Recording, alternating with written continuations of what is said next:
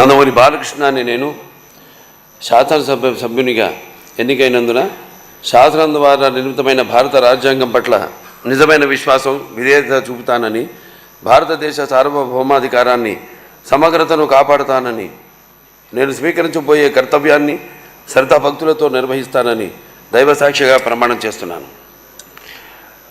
ఆంధ్రప్రదేశ్ శాసనసభ సభ్యుడినైన నందమూరి బాలకృష్ణ అని నేను సభ నియమాలకు కట్టుబడి ఉంటానని, వాటిని అనుసరిస్తానని, సభ మర్యాదలను పాటిస్తానని, సంప్రదాయాలను గౌరవిస్తానని దైవసాక్షిగా ప్రమాణం చేస్తున్నాను. శ్రీ బాలనాగిరెడ్డి వై.